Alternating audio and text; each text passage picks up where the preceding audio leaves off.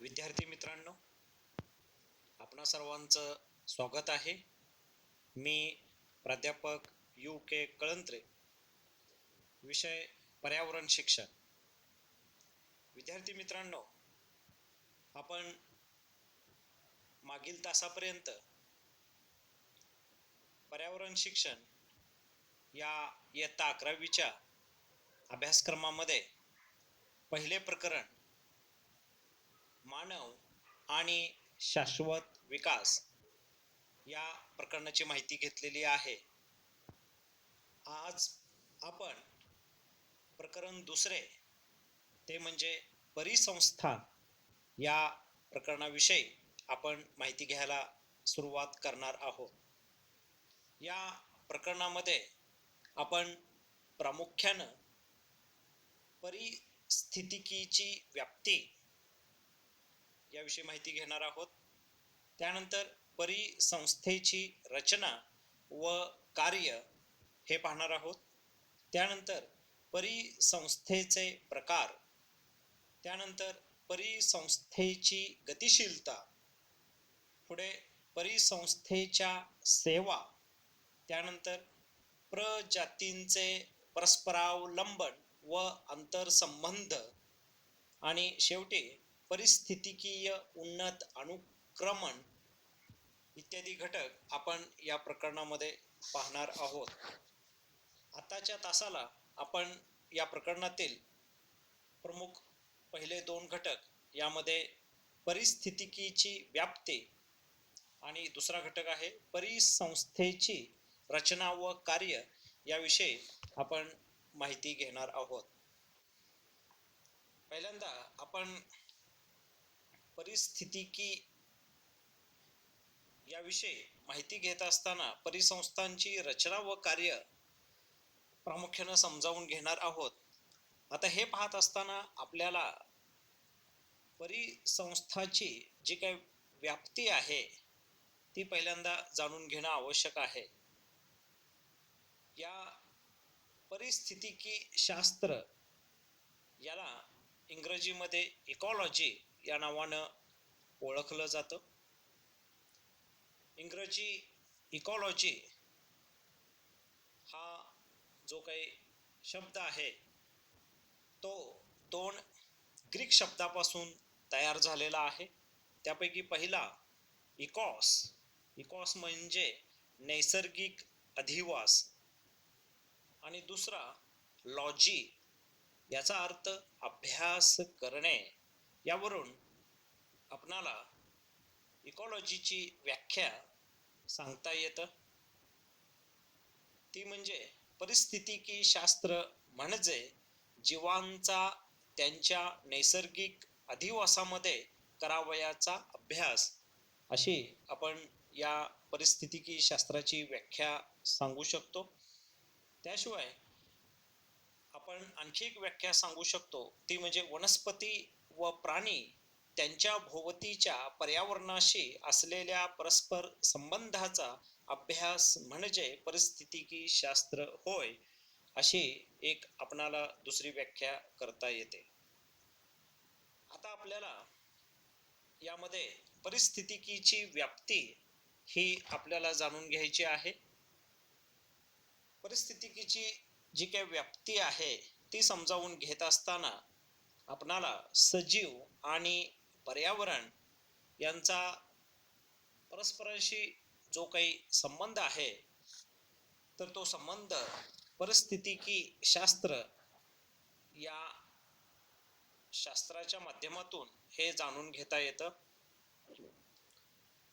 पर्यावरणाच्या ज्या काही विविध स्थिती आहेत, त्याशिवाय वनस्पती व प्राणी यांची विपुलता ही आपण पाहतो.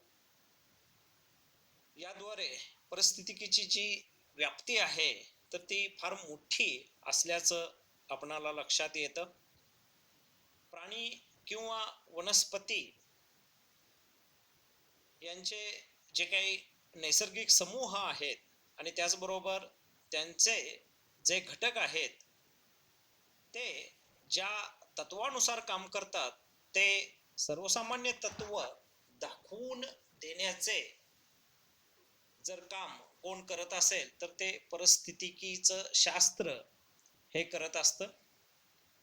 एखाद्या विशिष्ट प्रदेशातील विशिष्ट वनस्पती असेल किंवा विविध प्राणी असतील तर त्यांच्या ज्या काही क्रिया आहेत तर त्या क्रियांचा अर्थ समजण्यासाठी आपणाला या परिस्थितिकी शास्त्राचा उपयोग होतो.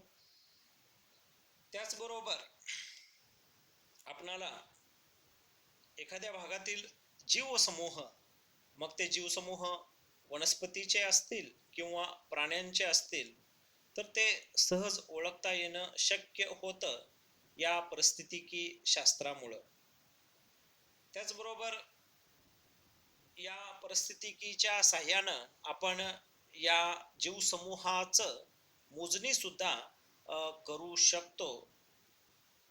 त्याशिवाय आपल्या अवतीभोवती असलेलं यातले महत्वाचे घटक ते म्हणजे हवा, पाणी, माती, त्याशिवाय वन्यजीवन, तर यांच्या संवर्धनासाठी आपणाला हे परिस्थितिकी शास्त्र हे उपयोगी पडतं. त्याची समज ही आपणास उपयुक्त ठरते या घटकांचं संवर्धन करण्यासाठी. त्याशिवाय आपणाला हे परिस्थितिकी शास्त्र हे शेतीसाठी, त्यानंतर जीवशास्त्रीय सर्वेक्षण यासाठी, त्याचबरोबर वनीकरण आणि त्याशिवाय मत्स्य उत्पादन यामध्ये सुद्धा अतिशय उपयोगी ठरत आलेलं आहे. आणि म्हणूनच परिस्थितिकी शास्त्र याचा अभ्यास करणं हे नितांत आवश्यक आहे. आता आपण परिसंस्थेच्या रचना त्याचबरोबर त्याची कार्ये हे आपण जाणून घेणार आहोत. येथे आपण चित्रामध्ये पाहू शकतो निसर्गाचं चक्र. निसर्गातील पाणी हा घटक जो आपण तळे, सरोवर, नदी, महासागरमध्ये पाहतो, तर या पाण्याचं बाष्पीभवन झाल्यानंतर ते आकाशामध्ये जातं. आकाशामध्ये या पाण्याच्या बाष्पचा ढगामध्ये रूपांतर होतं आणि मग हे पाणी पावसाच्या रूपात किंवा बर्फवृष्टीच्या स्वरूपात आपल्याला परत पृथ्वीच्या पृष्ठभागावर परत आल्याचं पाहायला मिळतं. आणि परत मग हे पाणी त्याचं रूपांतर परत जलसाठ्यापर्यंत ते पोचत असल्याचं पाहायला मिळतं. हे आपण चित्राच्या साहाय्यानं समजावून घेऊ शकतो. येथे जलीय चक्र जे आहे पृथ्वी तलावरील, तर ते आपल्याला येथे लक्षात येतं. यानंतर आपण परिसंस्थेची रचना व कार्य हे काय आहेत, हे कशा पद्धतीचं आहे याविषयी माहिती घेणार आहोत. तर निसर्गामध्ये जीवांचे विविध समूह हे आपणाला एकत्र राहत असल्याचं पाहायला मिळतं. या निसर्गामधील विविध जीवांचे जे समूह आहेत ते परस्परांशी तसंच भौतिक वातावरणाशी त्यांचे संबंध आहेत. एकंदर काय तर सजीव आणि त्याचबरोबर निर्जीव घटक यामधील जे काही संबंध आहेत तर ते गुंतागुंतीचे आहेत. तर याविषयीची जी काही माहिती आहे किंवा हा जो काही परस्पर संबंध आहे तर तो परिस्थितिकी व्यवस्था यामध्ये दर्शवलेला आहे. आणि हे परिस्थितिकीय व्यवस्था हे निसर्गाचं एक क्रियाशील एकक असल्याचं आपणाला पाहायला मिळतं. याचं उदाहरण द्यायचं झालं तर जलीय परिसंस्था. तर या जलीय परिसंस्था म्हणजे पाण्यामध्ये जे आपल्याला परिसंस्था पाहायला मिळतात, तर पाण्यामध्ये आपल्याला वनस्पती आणि त्याचबरोबर प्राणी हे जीवन जगत असल्याचं पाहायला मिळतं. आता यामध्ये जलीय परिसंस्था याच्यामध्ये नेमका कोणत्या घटकाचा समावेश होतो, तर यामध्ये सरोवर, त्यानंतर तळे, त्याशिवाय नदी, त्याशिवाय खाडी, महासागर यांचा जलीय परिसंस्थेमध्ये समावेश होतो. आता त्याचबरोबर भूपृष्ठीय परिसंस्था, पृथ्वीच्या पृष्ठभागावरती आढळणारा असा जो काही परिसंस्थेचा भाग आहे तर त्याला भूपृष्ठीय परिसंस्था म्हणतात. तर या भूपृष्ठीय परिसंस्थेमध्ये आपणाला सजीव, मग ते प्राणी असतील किंवा वनस्पती असतील, यांचं अस्तित्व पाहायला मिळतं. यामध्ये गवताळ प्रदेश, त्याशिवाय शेत, त्याशिवाय वने, वाळवंट यांचा समावेश आपल्याला भूपृष्ठीय परिसंस्थेमध्ये पाहायला मिळतो. यानंतर आपणाला परिसंस्था याची जी काय रचना आहे तर ती दोन प्रकारामध्ये, दोन घटकामध्ये केल्याचं पाहायला मिळतं. एक आहे अजैविक घटक, याच्यामध्ये प्रामुख्यानं निर्जीव घटकाचा समावेश होतो. परत या निर्जीव घटकाचा 3 भागामध्ये विभागणी पाहायला मिळते. एक म्हणजे भौतिक घटक, दुसरा आहे असेंद्रिय पदार्थ, त्यानंतर तिसरा आहे सेंद्रिय संयुगे किंवा पदार्थ. यानंतर आपणाला जो काही दुसरा घटक आहे तो म्हणजे जैविक घटक. याच्यामध्ये प्रामुख्यानं सजीव घटकाचा समावेश होतो आणि सजीव घटकाचे प्रमुख 2 प्रकार आहेत. एक म्हणजे वनस्पती आणि दुसरं म्हणजे प्राणी. प्रथमतः आपण परिसंस्थेतील जे काही घटक आहेत तर त्यामध्ये अजैविक घटक आणि दुसरा आहे जैविक घटक. तर याविषयी थोडक्यात माहिती घेऊया. येथे आपण चित्रामध्ये परिसंस्थेतील घटक जे जैविक घटक आणि अजैविक घटक अशा स्वरूपात आहेत तर त्याचे येथे विभागणी दाखवलेली आहे. तर अजैविक घटकामध्ये आपल्याला भौतिक घटक हा पहिला भाग, दुसरा भाग आहे असेंद्रिय पदार्थ आणि तिसरा भाग आहे सेंद्रिय पदार्थ. त्यानंतर परिसंस्थीय घटकामधील दुसरा जो काही घटक आहे तो म्हणजे जैविक घटक. तर या जैविक घटकाचे प्रमुख 3 प्रकार पाहायला मिळतात. तर ते म्हणजे उत्पादक, यामध्ये प्रामुख्याने हिरव्या वनस्पतीचा समावेश होतो. त्यानंतर दुसरा जो काही घटक आहे तो म्हणजे भक्षक, यामध्ये प्रामुख्याने प्राण्यांचा समावेश हा पाहायला मिळतो. त्यानंतर तिसरा जो काही घटक आहे तो म्हणजे विघटक. तर यामध्ये प्रामुख्याने सूक्ष्मजीव यांचा समावेश हा आपणाला पाहायला मिळतो. तर यामधील जो काही पहिला घटक आहे तो म्हणजे अजैविक घटक. तर याविषयी आपणाला माहिती घेणं गरजेचं आहे. तर भौतिक घटकामध्ये प्रामुख्याने आपणाला तापमान, त्याशिवाय हवेतील आर्द्रता, त्याशिवाय प्रकाश, त्याशिवाय वातावरणीय दाब, त्याशिवाय पर्जन्यमान याचा समावेश हा पाहायला मिळतो. तर हे परिसंस्थेतील हे जे काही भौतिक घटक आहेत तर हे सजीवांची संख्या मर्यादित ठेवण्याचं काम करतात. त्यामुळं हा भौतिक घटक अत्यंत महत्त्वाचा आहे. त्यानंतर दुसरा जो काही अजैविक घटकामधील भाग आहे तो म्हणजे असेंद्रिय पदार्थ. तर या असेंद्रिय पदार्थामध्ये प्रामुख्यानं कार्बन डायऑक्साईड, त्याशिवाय नायट्रोजन, त्याशिवाय प्राणवायू म्हणजेच ऑक्सिजन, त्याशिवाय फॉस्फरस, गंधक, पाणी, माती, खडक व अन्य खनिजे याचा प्रामुख्याने समावेश पाहायला मिळतो. त्यानंतर तिसरा भाग आहे तो म्हणजे सेंद्रिय संयुगे अर्थात पदार्थ. यामध्ये प्रामुख्याने कार्बोहायड्रेट, त्याशिवाय प्रथिने, त्याशिवाय स्निग्ध पदार्थ यांचा समावेश आपणाला पाहायला मिळतो. आणि हे जे काही पदार्थ आहेत तर ते सजीव घटकांचे मुख्य आधार असल्याचं पाहायला मिळतात. म्हणजे सजीवांचं जे काही अस्तित्व आहे तर ते या घटकावर अवलंबून आहे.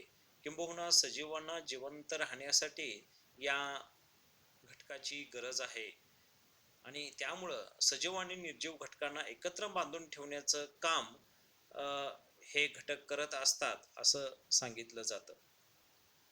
त्यानंतर जो काही दुसरा भाग आहे परिसंस्थेतील तो म्हणजे जैविक घटकाचा. तर या जैविक घटकामध्ये प्रामुख्यानं आपणाला तीन भाग पाहायला मिळतात. एक म्हणजे उत्पादक, दुसरा आहे भक्षक आणि तिसरा आहे विघटक. तर त्यापैकी उत्पादक याविषयी आपण माहिती घेऊ. तर उत्पादक हे प्रामुख्यानं हरित वनस्पती असल्याचं पाहायला मिळतं. हरित वनस्पती हे स्वयंपोषी आहेत. हरित वनस्पती हे प्रकाश संश्लेषणाद्वारे सर्व परिसंस्थांसाठी अन्न तयार करण्याचं काम करत असतात. तर या हरित वनस्पती अन्न तयार करत असताना मातीमधून पाणी व पोषक पदार्थ घेतात. त्याशिवाय हवेतून कार्बन डायऑक्साईड आणि सूर्यप्रकाश हे शोषून घेतात आणि या माध्यमातून ते अन्न तयार करतात. हे अन्न स्वतःसाठी आणि त्याचबरोबर परिसंस्थेतील इतर घटकासाठी तयार करत असतात आणि त्यामुळं हा उत्पादक असलेला हरित वनस्पतीचा घटक हा अत्यंत महत्त्वपूर्ण असल्याचं आपणाला लक्षात येतं. त्यानंतर या जैविक घटकामधील दुसरा जो काही घटक आहे तर तो म्हणजे भक्षक. भक्षक हे प्रामुख्यानं परपोषी म्हणून ओळखले जातात, कारण ते स्वतः अन्न तयार करत नाहीत, तर वनस्पतींनी तयार केलेलं जे काय अन्न आहे, तर हरित वनस्पती या स्वयंपोषी आहेत आणि या हरित वनस्पती प्रकाश संश्लेषणाद्वारे आपलं अन्न तयार करतात. तर हे हरित वनस्पतींनी तयार केलेलं जे काय अन्न आहे तर ते वापरण्याचं काम भक्षक करत असतात आणि म्हणून भक्षकांना परपोषी म्हटलेलं आहे. आता या भक्षकामध्ये त्यांच्या अन्न प्राधान्यानुसार त्यांना 3 प्रकारामध्ये विभागलं गेलेलं आहे. तर यापैकी भक्षकांचा जो काय पहिला प्रकार आहे तो म्हणजे शाकाहारी प्रथम भक्षक. तर हे वनस्पती खाऊन जगतात. यामध्ये प्रामुख्यानं आपल्याला गाय, हरिण, ससा, त्याशिवाय बैल, घोडा, वाघ, शेळी, मेंढी अशा अनेक शाकाहारी प्रथम भक्षकांचा उल्लेख करता येतो. त्यानंतर दुसरा जो भक्षकांचा प्रकार आहे तो म्हणजे मांसाहारी भक्षक.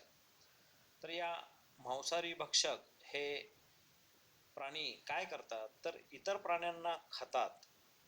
यामध्ये आपण उदाहरण म्हणून सांगू शकतो सिंह, कुत्रा, मांजर, लांडगे, कोल्हे यांचा आपण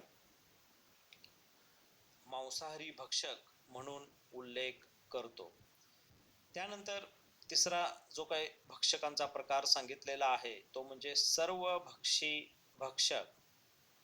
याचा अर्थ शाकाहार व मांसाहार अशा दोन्ही पद्धतीचा जे आहार घेतात त्यांना सर्वभक्षी भक्षक असं म्हटलेलं आहे, की जे वनस्पती व प्राणी दोन्ही खाऊन जगत असतात. आता अशा सर्वभक्षी भक्षकामध्ये कुणाचा समावेश होतो, कोणत्या प्राण्यांचा? तर यामध्ये आपल्याला प्राण्यामध्ये डुक्कर हा प्राणी सांगता येतो. त्याशिवाय कावळा हा पक्षी सांगता येतो आणि याच्यामध्ये आपणाला मानव याचा सुद्धा उल्लेख करावा लागतो, कारण मानव हा शाकाहार जसा घेतो तसा मांसाहार सुद्धा घेतो आणि म्हणून माणसाचा जो काही समावेश आहे तो सर्व भक्षी भक्षक या प्रकारामध्ये केलेलं आपल्याला पाहायला मिळतं. यानंतर आणखी तिसरा जो काय प्रकार सांगितलेला आहे जैविक घटकामध्ये तर तो म्हणजे विघटक. तर विघटक जीव हे सजीव प्राणी आणि वनस्पती यांच्या मृत्यूनंतर त्यांच्या शरीरातील जे काही मूलद्रव्य आहेत त्याचबरोबर संयुगे आहेत तर यांचं विघटन करण्याचं काम करतात आणि यामध्ये प्रामुख्यानं जे काही विघटक जीव आहेत तर याच्यामध्ये सजीव आणि त्याचबरोबर कवके यांचा समावेश केला जातो किंवा त्यांचा सूक्ष्मजीव असाही उल्लेख केला जातो. तर हे सूक्ष्मजीव काय करतात तर एक विशिष्ट प्रकारचे एन्झाईम म्हणजेच विकरे हे तयार करतात आणि मृत प्राणी व वनस्पतीवर प्रक्रिया करतात. पोषक तत्वांचे जे चक्रीकरण आहे, तर ते चक्रीकरण करण्यात या सूक्ष्म जीवांची महत्वाची भूमिका ही मांडली जाते. आणि त्यामुळं या सूक्ष्म जीवांना मृतोपजीवी असंही म्हटलं जातं, कारण हे सूक्ष्मजीव प्रामुख्यानं मृत असलेले वनस्पती व प्राणी यांच्यावरती जगत असतात आणि म्हणून त्यांना मृतोपजीवी असाही त्यांचा उल्लेख हा केला गेलेला आहे. आपण येथे चित्रामध्ये आणखी एक निसर्गाची साखळी पाहू शकतो. तर यामध्ये वनस्पती खाऊन ससा जगत असतो, तर सस्याला वाघ हा खातो आणि अशा पद्धतीनं निसर्गाचं जे काही चक्र आहे तर ते चालत असतं. याच्यामध्ये अनेक घटक आपली भूमिका बजावत असतात. आता यामध्ये आणखी एक महत्वाचा घटक आपल्याला पाहायचा आहे, तो म्हणजे परिसंस्थेचे कार्य. तर परिसंस्था आपणाला माहित आहे की गुंतागुंतीची आणि सतत बदलणारी अशी एक प्रणाली आहे आणि यामध्ये प्रामुख्यानं जैविक त्याचबरोबर अजैविक घटक हे दोन्ही असतात. तर हे कशा पद्धतीनं आपलं कार्य पार पाडत असतात, तर प्रामुख्यानं 3 प्रमुख कार्य आपल्याला परिसंस्थेची पाहायला मिळतात. तर त्यातलं पहिलं जे कार्य आहे ते म्हणजे अन्न साखळीद्वारे ऊर्जा वहन करणे. तर एक निसर्गामध्ये आपल्याला अन्न साखळी पाहायला मिळते. तर हरित वनस्पती अन्न उत्पादन करण्याचं काम करतात. तर त्यानंतर जे काही भक्षक आहेत तर ते या हरित वनस्पतीने तयार केलेलं अन्न मिळवत असतात. भक्षकांचे 3 प्रकार आपल्याला पाहायला मिळतात. त्यानंतर सूक्ष्मजीव हे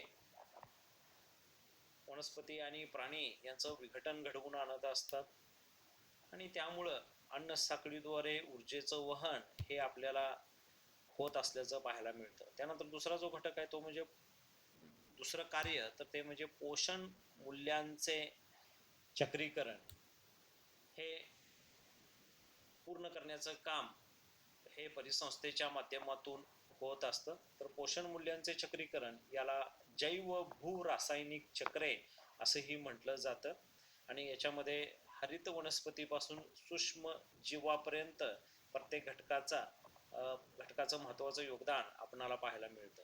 त्याशिवाय तिसरं जे काही कार्य आहे परिसंस्थेचं, तर ते म्हणजे परिस्थितिकीय उन्नत अनुक्रम किंवा परिसंस्थेचा विकास करणे.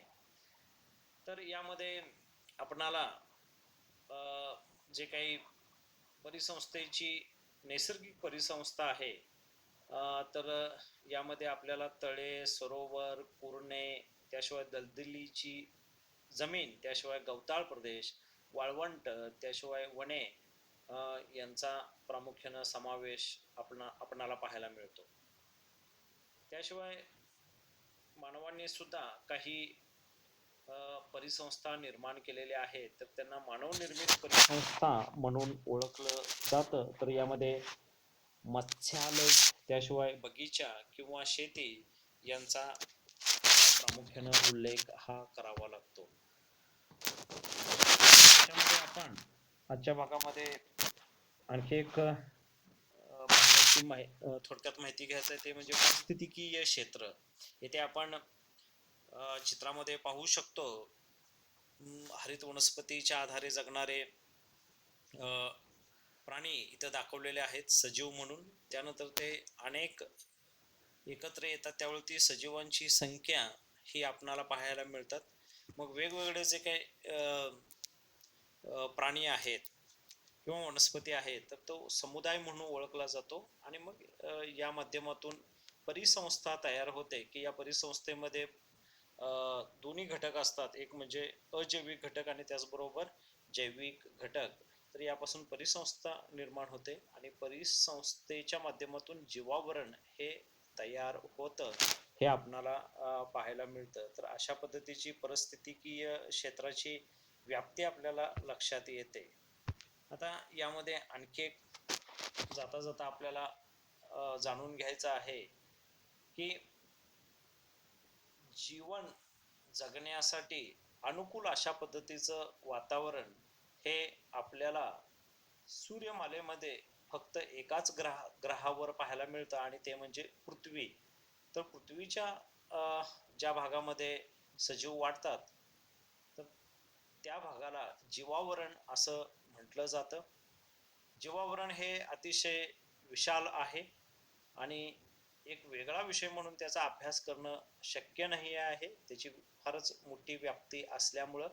आणि त्यामुळं ही जी काय परिसंस्था आहे तर ती वेगवेगळ्या भागामध्ये त्याचं विभागणी केलेली आहे आणि त्या प्रत्येक भागाचा स्वतंत्र असा अभ्यास हा केला जातो.